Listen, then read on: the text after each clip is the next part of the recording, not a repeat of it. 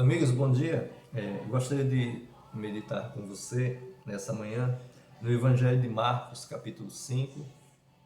O Evangelho de Marcos, ele é o primeiro evangelho a ser escrito, apesar de na sequência na Bíblia aí, primeiro vem Mateus, depois Marcos, porém Marcos ele é o primeiro evangelho a ser escrito.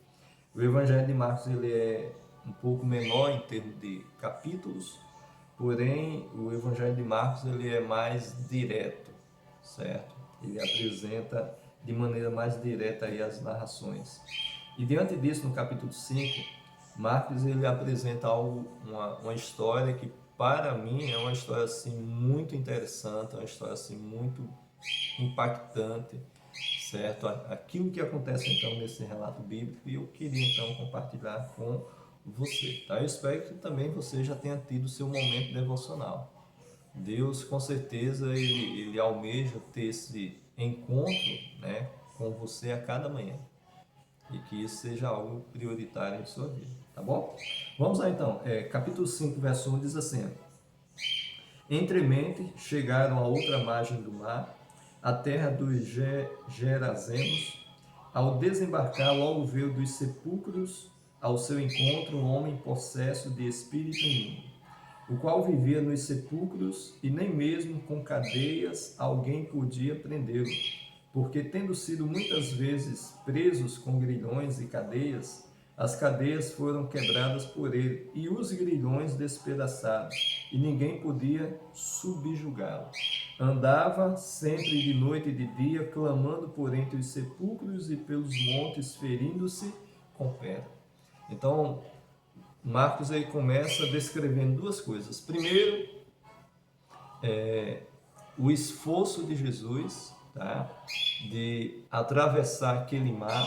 Então era mais ou menos 8 quilômetros e durante essa travessia você vai encontrar que houve uma tempestade.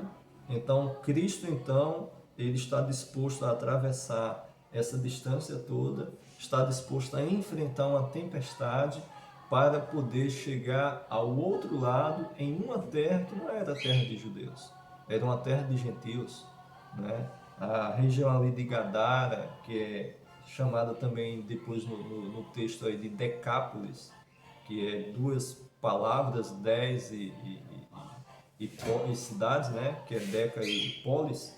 Então era uma região de gregos e que Cristo então atravessa essa distância toda a barco, enfrenta essa tempestade toda para poder salvar alguém. E quando você vai vendo o relato, você percebe que Cristo, ele não chega ali na cidade e salva todos, mas ele chega ali, salva um e retorna, certo? Nós vamos entender um pouquinho ao decorrer então do relato. Mas uma outra coisa que me chama a atenção aqui é a situação daquele homem. Era um homem que vivia possesso por espíritos imundos, por demônios, por anjos caídos. Era alguém que não tinha, pelo menos, né, não tinha uma convivência normal, natural na sociedade. Era alguém que vivia de dia e de noite andando. Era alguém que vivia pelos cemitérios, morando nos cemitérios. Era alguém que se feria com pedras, era alguém que andava com cadeias penduradas, porque havia tido por várias vezes, quem sabe, um esforço da parte daqueles que o conhecia, de familiares, de amigos, para poder mudar a sua situação. E nessa tentativa foram investidos ali, quem sabe, várias coisas. Então as pessoas o amarraram, as pessoas o acorrentaram, as pessoas o prenderam com cadeias, com correntes. E nada disso foi possível, né, para poder mudar. E aqui eu vejo então uma referência à situação humana. Por mais que nós tentamos mudar a nossa natureza, por mais que nós tentamos mudar a nossa circunstância, a nossa situação, muitas vezes os nossos esforços serão inúteis, os nossos esforços serão em vão, serão igual os esforços dos gadarenos ao tentar mudar a vida daquele homem. Eu e você não conseguimos mudar a nós mesmos. eu e você não conseguimos mudar a nossa circunstância, ou a nossa situação. Se nós conseguíssemos, nós não precisaríamos da ação de Cristo em nossa vida. Mas que bom que Cristo ele é aquele que atravessa o abismo.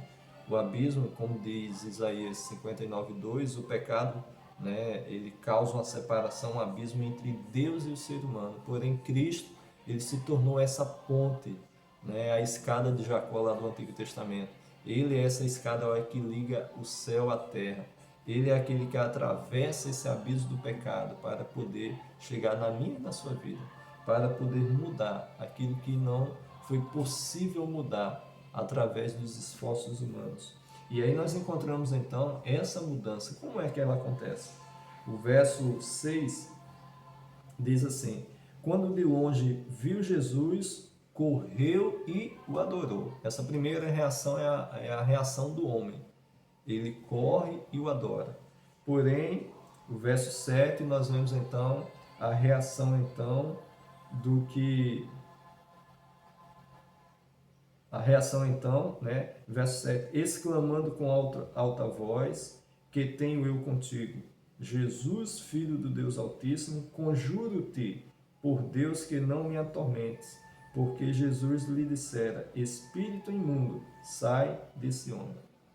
E aí Cristo então pergunta qual o nome dele, ele diz que o nome dele é Legião, e aí aquela Legião então pede, né, que eles possam entrar na manada de porcos. Cristo então permite, e o relato bíblico diz que então aqueles 2.000 porcos então se precipitam ali para o mar, né, e levados então por esses demônios. Então o que é que nós encontramos aqui? Nós encontramos a ação de Cristo. Aquele homem, né, segundo o relato bíblico, estava possesso. Não sabemos quantos demônios existiam na vida dele, porém o relato bíblico diz que o nome daqueles demônios ali era Legião, por serem muitos.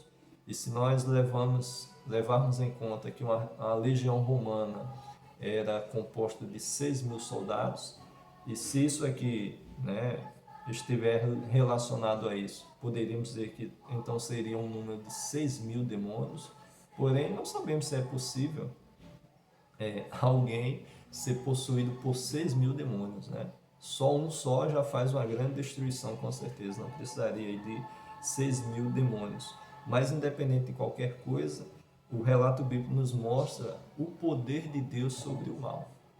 Então, aquele espírito que fala ali, né, ele é uma figura repetida.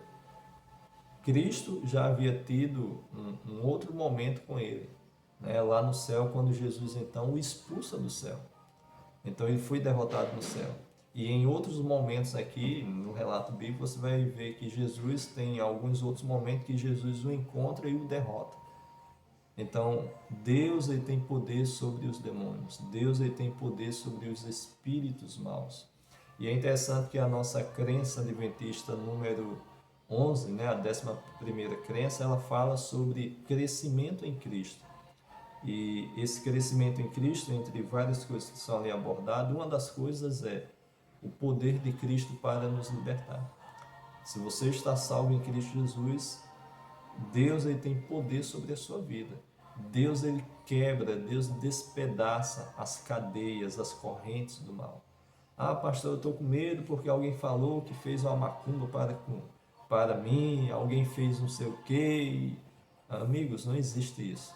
Aquele que está em Cristo, ele é liberto de tudo isso. A semelhança do gadareno, Cristo então o libertou. E diante dessa situação, aqueles espíritos então são expulsos, né? E ali isso se tornou visível para aquelas pessoas, pelo menos para aqueles cuidadores de porcos, que aquele homem então havia sido transformado. O verso finalzinho do verso 14, os porqueiros fugiram e o anunciaram na cidade e pelos campos. Então saiu o povo para ver o que sucedera. Indo ter com Jesus, viram o endemoniado que tivera a legião, assentado, vestido, em perfeito juízo e temeram.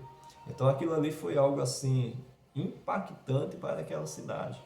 Todo mundo né? Cremos que pelo menos todo mundo ali conhecia aquela pessoa, conhecia aquele homem, né? Um homem que não tinha família, um homem que não tinha trabalho, um homem que não tinha uma casa, um homem que vivia naquela situação e já era conhecido já, todos os esforços daquelas pessoas haviam sido inúteis, porém os porquês agora chegam anunciando, trazendo uma mensagem, uma notícia que aquele homem havia sido liberto, que um homem chegou ali de barco e que expulsou os demônios e que aquele homem estava lá. As pessoas ficaram admiradas e curiosas e aí o relato bíblico diz que as pessoas então vieram para ver o que havia acontecido.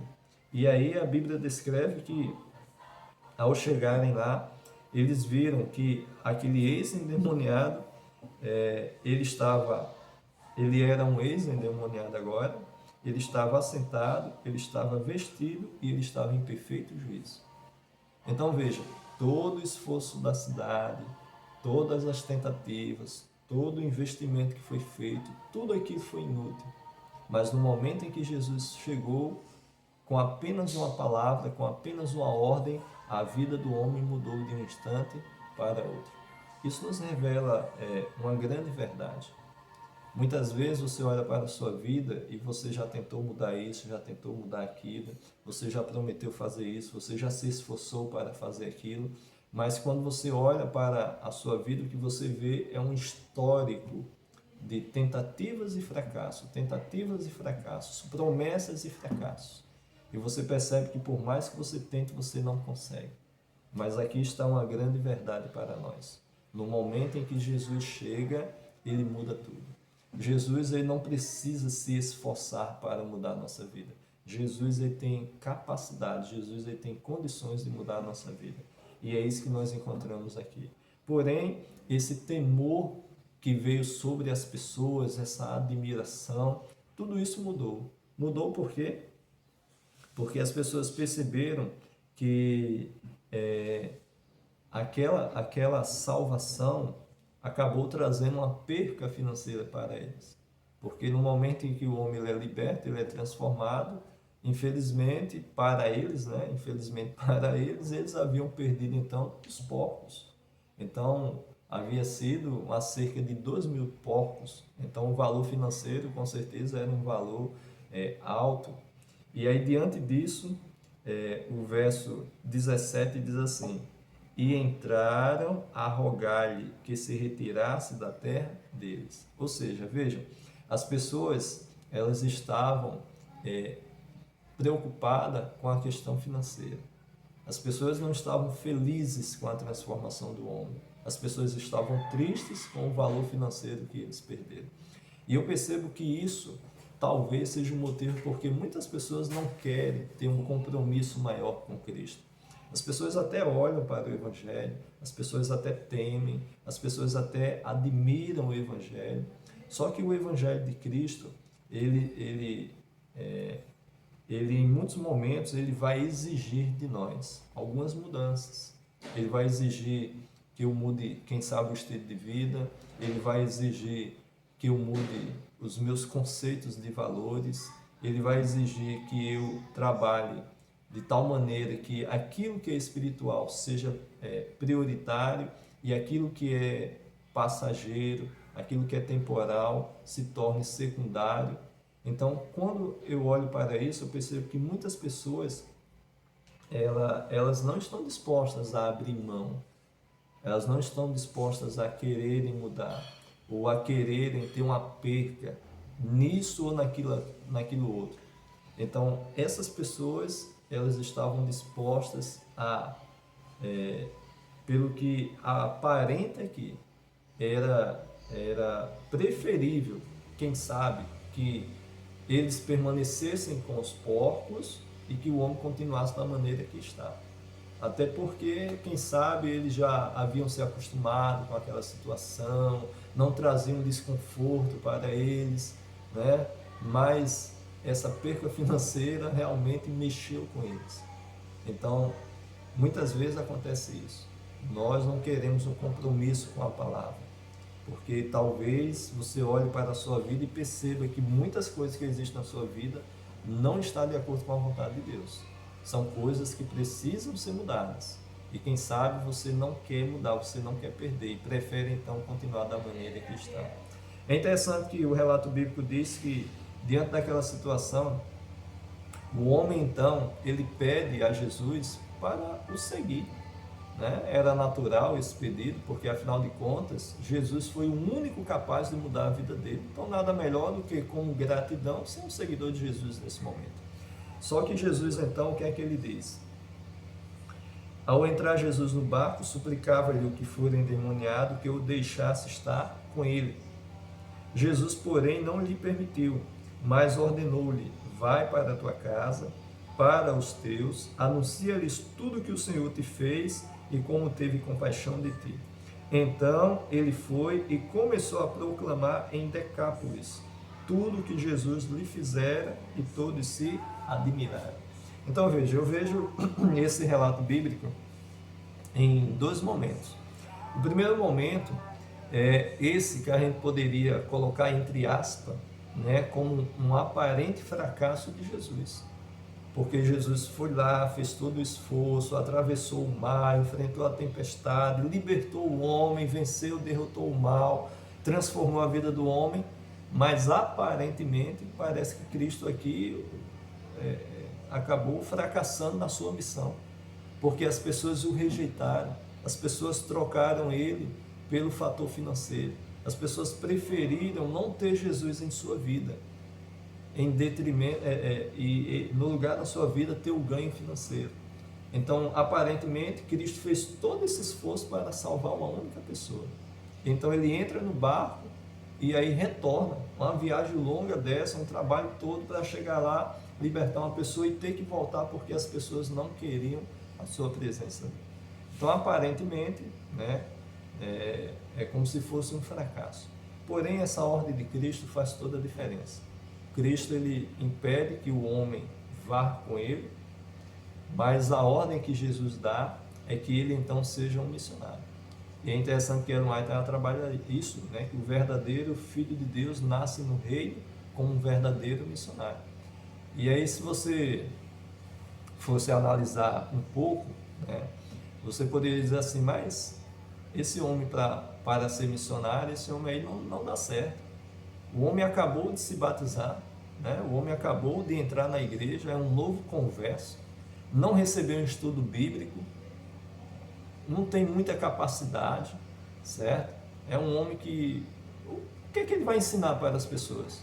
Não conhece a Bíblia, talvez não saiba nem ler, então vai ser um fracasso. Jesus acabou aparentemente fracassando na vinda a Genezaré, e a missão dele vai ser um fracasso também, porque vai mandar um homem desse, né, despreparado, sem conhecimento nenhum, sem conhecer a Bíblia.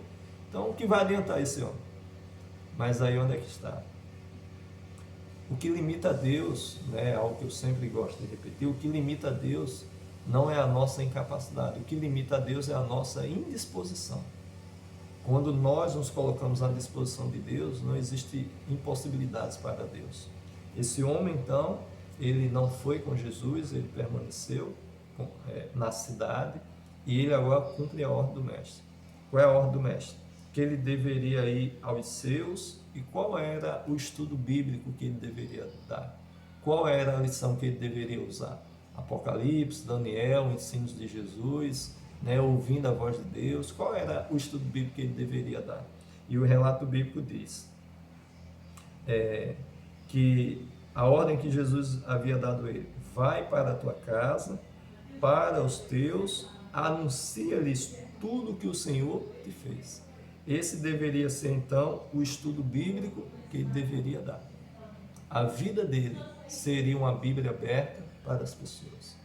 A vida dele seria um testemunho da libertação e da transformação que Jesus fez na vida dele. Ele iria falar, sim, sem muito conhecimento, sem muito respaldo, por não ter, quem sabe, ali bases bíblicas disso, daquilo outro, para ensinar esse ou aquele outro verso, mas existia algo poderoso na vida dele, que era a transformação, e essa transformação era visível. E a minha pergunta é: e você? Você tem cumprido a ordem do mestre? Você tem ido até os seus e tem anunciado aquilo que Jesus fez por você e tem feito por você? Essa é a ordem de Jesus. Jesus nos liberta e Jesus nos salva para que nós possamos ser, né, um agente de salvação na vida de outras pessoas. E quando eu olho para essa situação, os parentes, os amigos, os familiares, os conhecidos daquele homem estavam em uma situação de perigo. Por quê? Porque eles estavam trocando a presença de Jesus pela questão financeira. E talvez essa hoje seja a realidade na sua casa. Talvez hoje essa seja a realidade com os seus amigos. Pessoas que estão trocando o céu por coisas passageiras. Pessoas que estão trocando a Jesus por um estilo de vida, por uma questão de festa, por uma questão de hábitos que desagradam a Deus e que são destrutíveis, mas que infelizmente as pessoas preferem ter o prazer, ter aquilo que é momentâneo em detrimento da eternidade. E diante desse perigo, então, que muitas vezes as pessoas não percebem, Jesus então está dizendo a você que você não precisa ser um missionário além-mar. Você pode ser um missionário na sua casa, você pode ser um missionário com os seus amigos, com os seus vizinhos. O que você precisa não é de muito conhecimento, o que você precisa é de prática na sua vida. É você pegar o conhecimento que você tem e praticar no seu dia a dia. A sua vida será um testemunho. E dessa maneira Deus estará usando você de maneira poderosa. Nós encontramos aqui o primeiro missionário, né, enviado por Cristo para os gentios. E esse missionário, ele vai lá, e segundo o relato bíblico, ele vai nas 10 cidades ali, levando esse evangelho. Qual era o evangelho? O evangelho prático. Olha, vocês me conhecem. Ó quem eu era no passado, ó quem eu sou hoje. Quem fez isso na minha vida foi Jesus. Então, ele fez isso. E aí o relato bíblico diz que, no final do verso 20, e todos se admiraram. Eles passam nas 10 cidades, e o relato diz que todos então se admiraram. Se o relato bíblico terminasse aqui, nós não saberíamos qual teria sido o resultado do trabalho missionário daquele ex-endemoniado. Se o relato bíblico terminasse aqui, aparentemente, né, parecia que a vinda de Cristo a Gadara havia sido um fracasso, porque afinal de contas ele veio salvar só uma pessoa e depois disso ele acabou sendo expulso da cidade. Porém, o relato bíblico ele continua. No capítulo 6, nós encontramos aqui o que foi que aconteceu então, certo? A partir do verso 53, Cristo então, ele volta depois. Veja, primeiro ele vem, ele salva, ele liberta, ele transforma e ele dá uma ordem.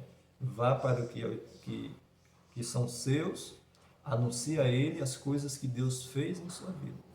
Aí, Cristo volta, né, de onde ele veio, aquele homem vai, cumpre a ordem do mestre, né, o ide, vai lá e prega o evangelho através da sua vida, através do seu testemunho, e depois de um tempo, Cristo então ele volta para fazer o quê? Ele volta para buscar, ele volta para salvar aquelas pessoas que precisavam então ser salvas. E aí o verso 53, capítulo 6 de Marcos, verso 53, a Bíblia diz assim, ó, estando já no outro lado, chegaram à terra em Genezaré. Veja que está voltando novamente. Onde aportaram. Saindo eles do barco, logo o povo reconheceu quem? Jesus. Por que reconheceu? Primeiro, porque sabiam daquilo que havia acontecido naquele outro momento, e reconheceu também porque o gadareno, como missionário, estava pregando e anunciando a Jesus. Verso 55 diz assim, e percorrendo toda aquela região, traziam em leitos os enfermos, para onde ouviam que ele estava. Onde quer que ele entrasse nas aldeias, cidades ou campos, punha os enfermos nas praças, rogando-lhe que os deixasse tocar ao menos na orla da sua veste. e quantos a tocavam saíam curados. Veja a diferença. Aquilo que primariamente parecia um fracasso na missão de Cristo, agora se tornou em uma grande bênção. Veja o sucesso da missão. Cristo veio, no começo foi rejeitado pelas pessoas, ele então volta, mas ele deixa um instrumento ali. E esse instrumento que havia sido transformado, ele acaba sendo um instrumento de graça, um mensageiro do céu, e através da sua vida e do poder de Deus na vida dele, ele faz então um trabalho missionário nas 10 cidades, de tal maneira que Cristo, quando volta depois ali para colher aquilo que ele havia semeado ali naquele momento, ele faz então agora uma vasta colheita. E aqui nós vemos o sucesso então da missão. O que é que eu aprendo com isso? Eu aprendo que muitas vezes Deus ele quer entrar em sua casa e infelizmente ele acaba sendo rejeitado. Nosso pai, nossa mãe, nosso irmão, nosso cônjuge, nossos filhos, nossos amigos. Então muitas vezes Cristo ele tenta entrar no lar e ele é rejeitado por causa do estilo de vida, por causa das prioridades, por causa dos valores, né, morais de cada um de nós. E o que Deus então ele espera é alcançar pelo menos um nesse círculo familiar. E talvez esse um foi você, que Deus te alcançou, que Deus te libertou, a semelhança do gadareno, que Deus transformou a tua vida. E agora Cristo então, ele está se preparando para voltar, para poder colher o resultado daquilo que foi semeado no passado. E Cristo então ele espera que você seja esse instrumento. Cristo espera então que você seja essa bênção na vida das outras pessoas, para que dessa maneira, quando ele voltar, ele possa colher os frutos, o resultado do seu trabalho. E quando Jesus voltou ali na segunda vez, ele não foi rejeitado. Pelo contrário, as pessoas estavam aguardando, as pessoas estavam esperando. E aonde se dizia que Jesus iria passar, as pessoas corriam para aquele lugar para poder encontrar. E o que havia ali de enfermos, de doentes, de pessoas ali sem esperança, trouxeram então elas aos pés de Jesus para que Jesus pudesse então salvar. Olhe para a sua família, olhe para o seu círculo de amigos. Como é que está a vida das pessoas ao seu redor? Como é que está o casamento dela? Como é que está a vida espiritual dela? Como é que está a vida emocional delas? Veja que existem muitas pessoas que estão ao nosso redor, que estão enfermas, estão doentes, pessoas que estão sem esperança, pessoas que estão sem perspectivas de vida, pessoas que a cada dia têm caminhado no caminho da destruição, e só Deus é capaz de mudar a vida dessas pessoas. Pessoas que já prometeram mudar e não conseguem, pessoas que já tentaram se libertar de um vício, se libertar de um estilo de vida destrutivo e até agora não conseguiram, porque nós não temos condições, à semelhança do gadareno, por mais que seja feito esforços humanos, mas todos esses esforços serão inúteis. Porém, no momento em que Cristo chega na minha e na tua vida, com apenas uma palavra, com apenas um toque, com apenas uma ordem, Cristo, ele muda tudo isso em um instante. E é isso que Cristo quer fazer na tua vida, na vida dos teus parentes, na vida dos teus amigos. Seja então você um agente de salvação. Seja então você um instrumento nas mãos de Deus para salvar pessoas. Já que Cristo ele não conseguiu ir na vida dessas pessoas porque ele foi rejeitado, mas que através de você possa ser este canal de bênção na vida dessas pessoas, apresentando um Cristo vivo, um Cristo prático, um Cristo que salva e que transforma, e que dessa maneira ele venha salvar através da sua vida outras pessoas. Oremos. Obrigado, Deus, porque o Senhor é aquele que tomou a iniciativa de vir atrás de cada um de nós. É por isso que Lucas 19:10 diz que o Filho do Homem veio buscar e salvar o que estava perdido. E essa tem sido a tua missão, de nos buscar e de nos salvar. Não importa a nossa condição, se estamos possuídos, se estamos no fundo do poço, se estamos aprisionados pelos vícios, se estamos vivendo uma vida de incredulidade, não importa a situação que nos encontramos. Podemos até estar no fundo do poço, porém, o Senhor é aquele que entra no poço para nos tirar dessa situação, para nos tirar dessa condição. E o Senhor é o único que tem poder para nos libertar e nos transformar. Por favor, Pai, ajuda-nos para que nós possamos confiar no Senhor a cada dia. Que nós possamos ser um instrumento na vida de nossos parentes, amigos, irmãos, para que dessa maneira as pessoas possam olhar para a nossa vida e ver de maneira perceptível que a Tua graça e o Teu poder têm agido a cada dia em nossa vida, tem nos mudado, tem nos transformado, e é isso que o Senhor quer fazer também na vida delas. E que dessa maneira nós possamos então ser um instrumento conduzindo pessoas aos Teus pés. E que essa ordem que o Senhor colocou em nossas mãos, nós possamos cumprir a cada dia. Fica conosco, abençoa o nosso lar, nossos amigos, te rogamos então essas bênçãos em nome de Jesus. Amém. Que Deus então lhe abençoe e que você então seja esse instrumento, seja essa extensão das mãos de Deus para poder salvar e libertar pessoas do mal. Amém? Que Deus esteja com você durante todo esse dia. Tá bom?